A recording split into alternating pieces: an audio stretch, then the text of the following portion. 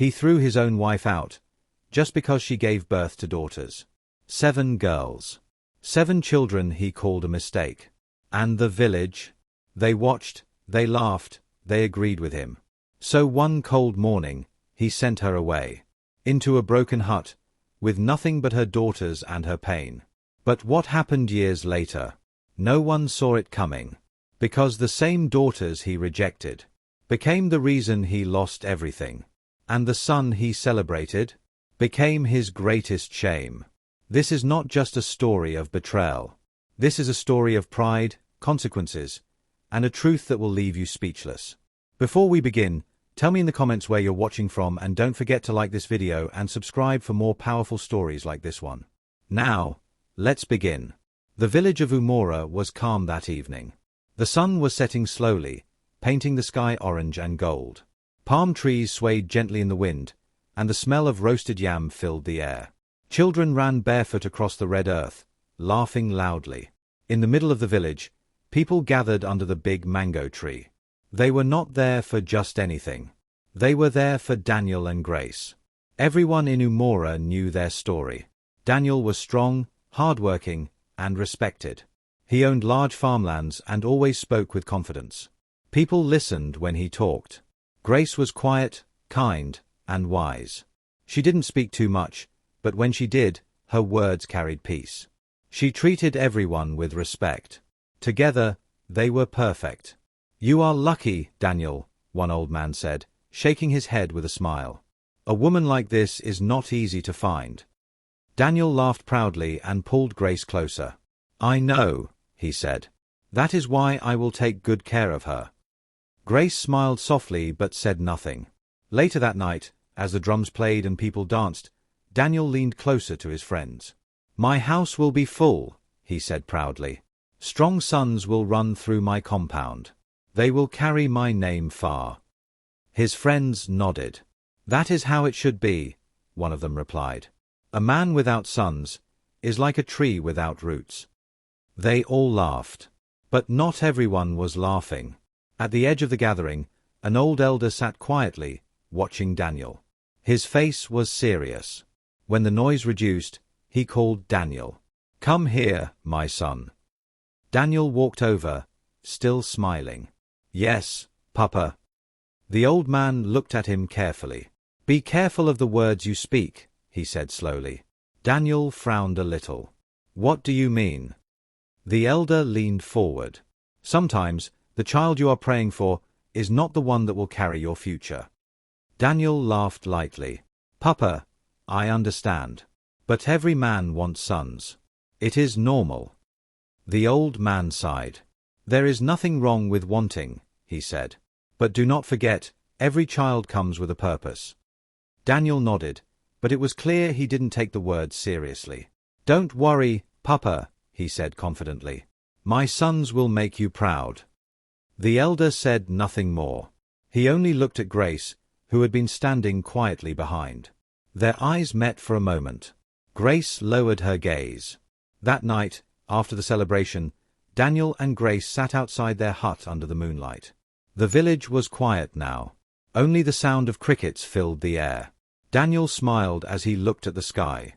"Can you imagine it?" he said. "Our sons running around this compound, fighting, shouting, making noise." Grace smiled gently. "And what if they are girls?" she asked softly. Daniel paused. Then he chuckled. "The first one can be a girl," he said. "But after that, we need boys." Grace looked at him. "All children are blessings," she said quietly. Daniel nodded, but his tone was firm. "Yes, but sons are different." Grace said nothing again. She only looked up at the moon, her heart strangely heavy. She didn't know why. But something about that moment felt important. Like a warning. Months passed. Grace became pregnant, and the whole village was excited. Daniel was happier than ever. He told everyone. He walked proudly through the village square, greeting people with a wide smile. "My child is coming," he would say. "Prepare yourselves." Women visited Grace often, bringing food and advice. "Eat well," one woman said. You must be strong. Another whispered with a smile, We are waiting for a strong baby boy. Grace only smiled politely. Inside her, she felt calm. She didn't care if the baby was a boy or a girl. She only wanted a healthy child. The day of delivery came on a cold, rainy night. Thunder rumbled in the sky. The wind howled through the village. Inside the hut, Grace was in pain. Serious pain. She cried out as the midwife and other women surrounded her. Push, Grace, the midwife said firmly. You are strong. Outside, Daniel walked back and forth. His hands were shaking. He kept looking at the door. What is happening? He asked again and again. Be patient, an old woman told him. These things take time. Daniel wiped his face. He was nervous, but also excited. This is it, he whispered to himself. My son is coming. Inside the hut, Grace screamed again. The pain was too much. But she kept pushing. Finally, a loud cry filled the air. A baby had been born. For a moment, everything went silent. Daniel froze. Then he rushed closer to the door. Well, he called out. What is it? The midwife stepped out slowly. She had a small smile on her face. It is a healthy child, she said. Daniel's face lit up. A boy? He asked quickly. There was a short pause. Then the midwife spoke. It is a girl. The rain continued to fall. Daniel's smile faded. Just a little. Not completely. Just enough for someone to notice. Oh, he said quietly. But quickly, he forced a smile. A child is a child, he added. People around him nodded. Yes, yes, one man said. The next one will be a boy. Daniel laughed. Yes, the next one. He stepped inside the hut. Grace was lying down, tired and weak. The baby was wrapped in cloth beside her. Daniel walked closer and looked at the child. She was small, peaceful, beautiful. He carried her gently. She looks like you, he said to Grace. Grace smiled weakly. Do you like her? She asked softly. Daniel hesitated for a second. Then he nodded. Yes, she is fine. Grace noticed the pause. But she said nothing. She only held her baby closer. That night, there was a small celebration. Nothing big. Just a few people, some food, and quiet laughter. But it was not like the celebrations Grace had seen before. It was calmer, quieter, almost like something was missing. In the following days, people came to visit. They greeted Grace. They looked at the baby. They smiled. But their words were always the same. Don't worry, one woman said. You will give him a son soon. Grace forced a smile. I am grateful for this one, she replied. The woman laughed lightly. Yes, yes, but a son is important. Grace said nothing. Days turned into weeks. Weeks into months. Daniel still cared for Grace. But something had changed. It was small. Almost unnoticeable. But it was there. He no longer spoke about the future the same way. He no longer sat as long with her at night. Sometimes, he would just lie down quietly, thinking. One evening, Grace sat beside him. The baby was sleeping in her arms. Daniel, she called softly. He turned. Yes. Are you happy? She asked. Daniel looked at her, then at the baby. Yes, he said. But his voice was not strong. Grace noticed. Truly? She asked again. Daniel forced a smile. The next one will be a boy, he said. Grace's heart sank, just a little. She looked down at her daughter. And in that moment, without saying it out loud, she understood. Something had started to break. And she didn't know how to fix it. Life in Umora village continued. But things were no longer the same for Grace. At first, the changes were small. So small that if you were not looking closely, you would miss them. But Grace noticed. She always noticed. Every morning, she carried her baby on her back and went to the stream. The same women she used to laugh with were there. But now, Their laughter felt different. Quieter when she came close. Louder when she walked away. One morning, as Grace bent down to fetch water, she heard them. "She is a good woman," one said softly. "Yes," another replied. "But what is a good woman without a son?" They both laughed. Grace froze. Her hands tightened around the pot. She wanted to turn. She wanted to speak. But she didn't. Instead, she stood up slowly, balanced the pot on her head, and walked away. Her face was calm. But her heart was heavy. Months passed. Grace became pregnant again. When Daniel heard the news, he smiled. But this time, it was not the same excitement as before. It was controlled. Careful. "This time," he said, "it will be a boy." Grace nodded quietly. "We will see," she replied. The village waited again. And when the time came, another child was born. Another girl. This time, the reaction was different. There was no celebration. No excitement. Only silence. Daniel stood outside the hut, his arms folded. The midwife came out. "It is a girl," she said gently. Daniel didn't move. He didn't smile. He didn't speak. He only nodded slowly. That was all. Inside, Grace held her newborn child. Tears filled her eyes. Not because she was unhappy, but because she knew what was coming. When Daniel finally entered, he didn't carry the baby immediately. He stood there for a moment. Looking. Thinking. "She is healthy," Grace said softly, trying to lighten the mood. Daniel nodded. "Yes." But his voice was cold. That evening, a few people came to greet them. But the conversations were different now. One man laughed loudly. "Daniel, you are building a house full of women." Others joined in. Daniel forced a smile. "Yes, it seems so." Grace sat quietly in a corner, holding her baby. She could feel every word, like stones hitting her chest. As the weeks passed, the pressure grew. Everywhere Daniel went, people talked. "At least 2 now," someone would say. "The next one must be a boy," another added. Even elders began to speak. "You must try harder," one told him. "Your name must continue." Daniel began to change. He started coming home late. Sometimes, he would sit outside alone for hours. Thinking.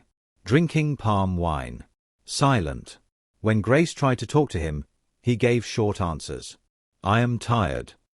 I will sleep." "Not now." One night, Grace sat beside him. The children were asleep. The moon was bright. "Daniel," she said softly. He didn't look at her. "Yes." "Talk to me," she said. "You have been quiet." Daniel sighed deeply. Then he finally turned to her. "What do you want me to say?" Grace was surprised. "Anything," she replied. "You are my husband." Daniel laughed, but there was no joy in it. "Your husband without a son," he said bitterly. Grace's heart dropped. "Why are you saying that?" she asked. Daniel stood up suddenly. "Because it is the truth," he snapped. Grace flinched. He began pacing. "People are talking, Grace," he said. "Everywhere I go, they are talking." Grace stood slowly. "Let them talk," she said gently. "This is our home, not theirs." Daniel stopped and looked at her. "You don't understand," he said. "Then help me understand," Grace replied. Daniel shook his head. "Other women know how to do these things," he said. The words hung in the air. Heavy. Painful. Grace felt like something had pierced her heart. "What do you mean?" she asked quietly. Daniel looked away. "Nothing," he muttered. "Forget it." But Grace could not forget. That night, she lay awake, holding her daughters close. For the first time, fear entered her heart. By the time Grace became pregnant the 3rd time, the entire village was watching, waiting, judging. Even breathing felt heavy. When the child was born, it was another girl. This time, Daniel didn't even try to hide his disappointment. He didn't come inside immediately. He stayed outside, pacing, angry, frustrated. When he finally entered, his face was hard. Grace looked at him, weak from childbirth. "It is a child," she said softly. Daniel didn't respond. He only said one thing. "This cannot continue." After that day, everything changed. Completely. Daniel stopped eating with Grace. He stopped sitting with her. He stopped smiling in the house. The love that once filled their home slowly disappeared. Then one afternoon, the news spread like wildfire through the village. Daniel is bringing another wife. Women rushed to the market square. Men gathered under the trees. "Is it true?" someone asked. "Yes," another replied. "He said he needs a son." Grace heard the news from a neighbor. She was cooking when the woman rushed in. "Grace," she called. "Have you heard?" Grace turned slowly. "Heard what?" The woman hesitated. Then she spoke. "Daniel is bringing another wife." The pot fell from Grace's hand. Food spilled on the ground. For a moment, she couldn't breathe. That evening, Daniel returned home. Grace was waiting for him. Her eyes were red. "Is it true?" she asked. Daniel didn't deny it. "Yes," he said simply. Grace stared at him. "Why?" Her voice broke. Daniel sighed. "I need a son," he said. Grace shook her head slowly. "And I am not enough?" she asked. Daniel looked away. "This is bigger than you," he replied. Grace felt tears roll down her face. "We built this home together," she said. "We made promises." Daniel's voice became firm. "And I am doing what is necessary." A few days later, the second wife arrived. Her name was Anita. She was young, beautiful, confident, and her eyes were sharp. The whole village came out to watch. Some pretended to support. Others came just to gossip. Grace stood at the doorway, holding her children. Watching. Silent. Anita walked in like she already owned the place. She greeted Grace politely. "Good evening," she said with a slight smile. Grace nodded. "Welcome." But her voice was empty. That night, the compound felt different. Divided. Cold. Unfamiliar. Days turned into weeks. Anita made sure everyone noticed her. She dressed well, spoke loudly, laughed often, and slowly, she began to take over. One evening, Grace overheard Anita speaking to Daniel. "I will give you what you are looking for," Anita said confidently. Daniel smiled. "I believe you," he replied. Grace stood outside, frozen, her heart breaking quietly. From that moment, she understood. This was no longer just about children. It was about replacement. And slowly, she was being erased. The air in Daniel's compound had changed. It no longer felt like a home. It felt like a place divided into two worlds. On one side was Anita, loud, confident, and always at the center of attention. On the other side was Grace, quiet, calm, and slowly fading into the background. Months passed, and soon Anita became pregnant. The news spread quickly across Umora village. This time, the excitement was different. Stronger, louder, more certain. "This one will be a boy," people said with confidence. Anita made sure everyone noticed her condition. She walked slowly through the village, one hand on her stomach. She complained loudly when she was tired. She demanded attention. And Daniel gave it to her. Every single time. "Sit down," Daniel would say quickly whenever she stood too long. "Bring her water," he would shout to anyone nearby. Grace watched everything silently. No one asked how she felt. No one checked on her anymore. One evening, as Grace swept the compound, Anita walked past her. "You are still strong," Anita said with a small smile. Grace looked up. "I have to be," she replied calmly. Anita chuckled. "Not all women are the same," she said. Some know how to give a man what he truly needs. Grace said nothing. She simply continued sweeping. But her hands trembled slightly. The day of Anita's delivery finally came. The entire compound was alive with anticipation. Women gathered inside the hut. Men waited outside. Daniel could not sit still. "This is the day," he kept saying. "I can feel it." Inside, Anita screamed loudly. The midwife encouraged her. "Push. You are almost there." Outside, Daniel paced back and forth. Sweat covered his face. His heart raced. Then, suddenly, a baby's cry filled the air. Loud, strong, clear. The hut went silent for a second. Then, "It is a boy." The shout echoed across the compound. And then, everything exploded. Drums began to beat. People shouted with joy. Women danced. Men clapped and laughed loudly. "Daniel has a son," someone yelled. "His name will live on," another shouted. Daniel rushed inside. His face was glowing with pride. The midwife handed him the baby. "This is your son," she said. Daniel lifted the child high into the air. "My son," he shouted. "My blood. My future." Outside, the celebration grew bigger. Palm wine flowed freely. Goats were slaughtered. Music filled the air. People came from different parts of the village to join. It was no longer just a family celebration. It became a village event. And in the middle of all that noise, Grace stood quietly at the edge, holding her daughters close, watching.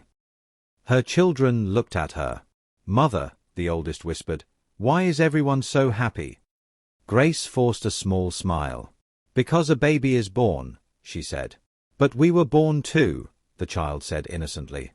Grace's throat tightened. "Yes," she replied softly. "You were." That night, while the drums continued, Anita sat proudly with her son.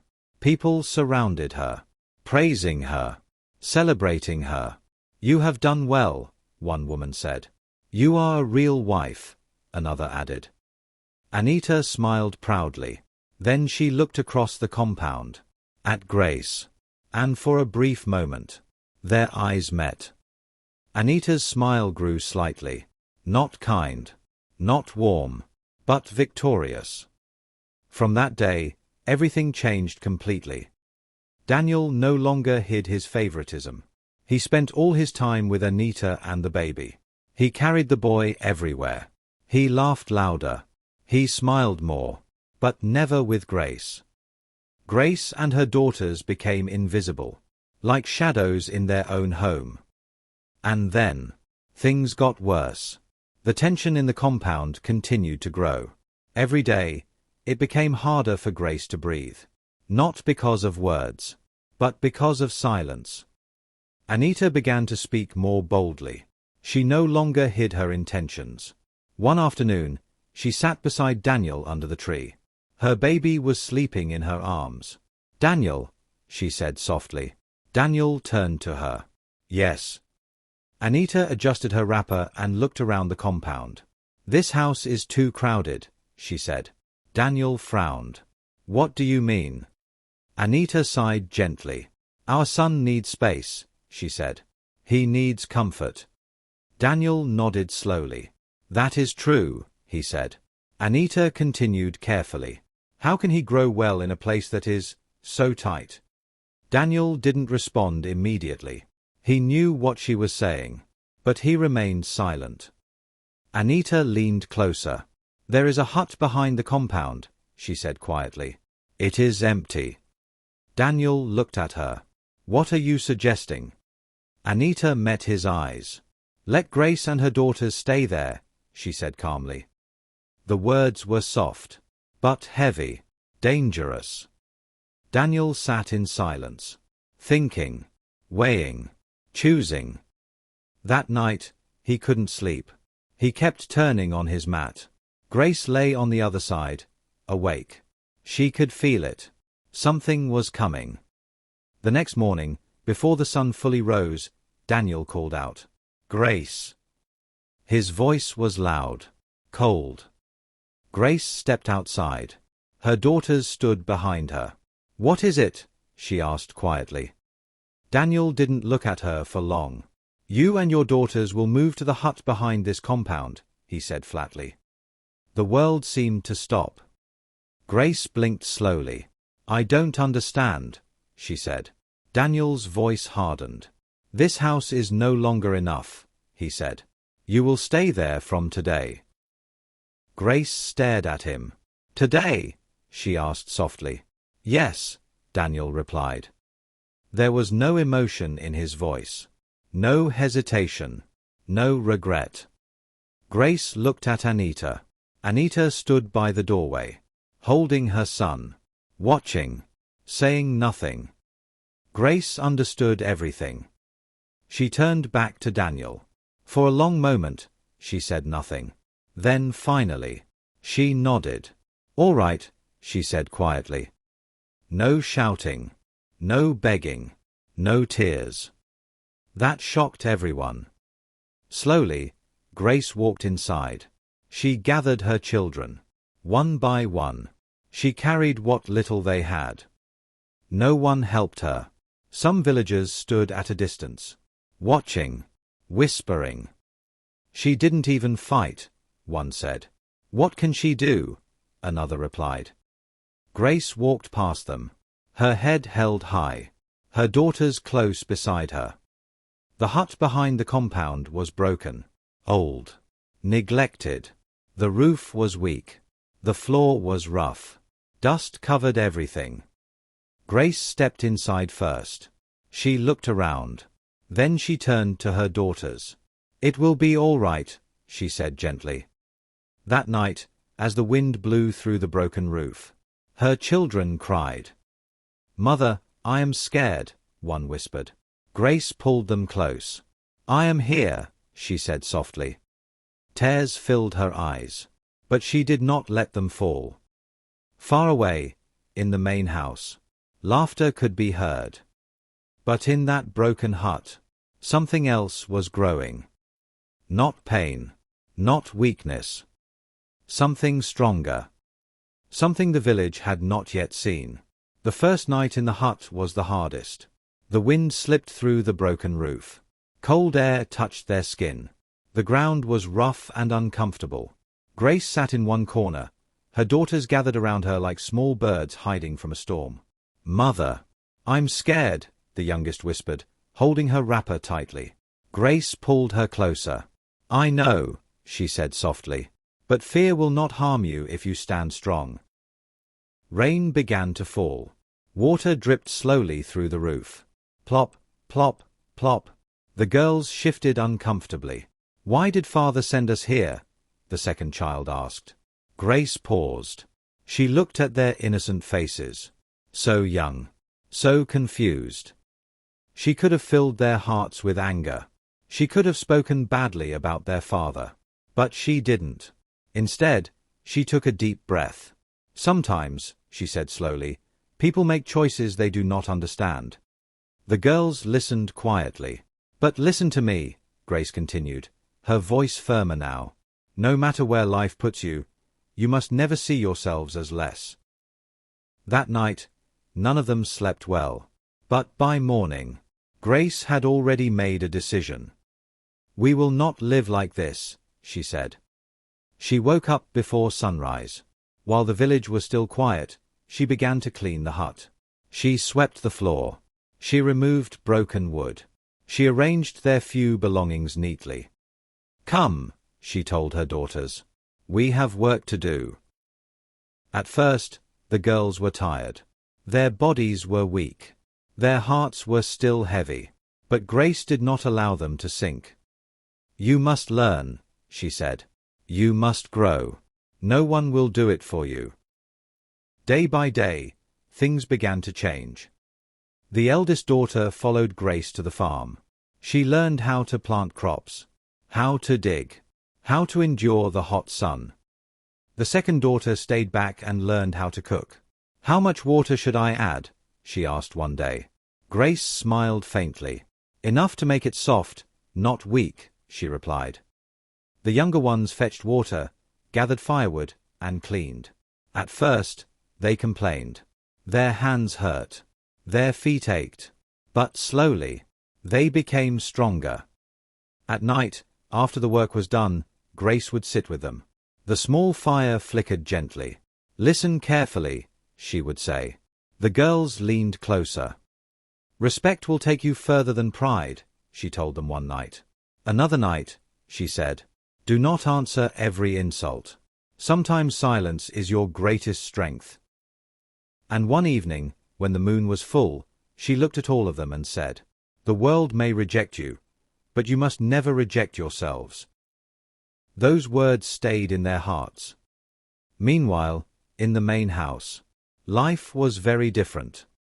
Daniel's son, Jason, grew like a prince. He had everything: food, clothes, freedom. If he cried, people rushed to him. If he demanded something, it was given. If he misbehaved, people laughed. Boys will be boys, Anita would say proudly. Jason grew up believing the world belonged to him. When he was old enough to walk, he began to order others around. Bring me water, he would shout. Move, he would push. And no one corrected him. Grace saw everything from a distance. But she said nothing. She focused on her daughters. Years passed. And slowly, people began to notice something. Grace's daughters were different. They spoke with respect. They worked hard. They carried themselves with quiet confidence. They are well trained, one woman said at the stream. Yes, another agreed. They behave better than most boys. Grace heard the comments. But she didn't react. She simply continued her work. Because she knew. The real test was still coming. Jason was no longer a child. He had grown into a young boy. Tall. Strong. But something was wrong. Very wrong. One afternoon, Daniel called him. Jason, come here, he said. Jason didn't move. He sat under a tree, playing with a stick. I heard you, Jason replied carelessly. Daniel frowned. Then why are you not coming? Jason shrugged. I am busy. Silence filled the air. Daniel was shocked. No one had ever spoken to him like that. But before he could react, Anita stepped in. Don't shout at him, she said quickly. He is just a child. Daniel hesitated. Then slowly, he said nothing. That moment changed everything. From that day, Jason stopped listening completely. He began staying out late. He spent time with boys known for trouble.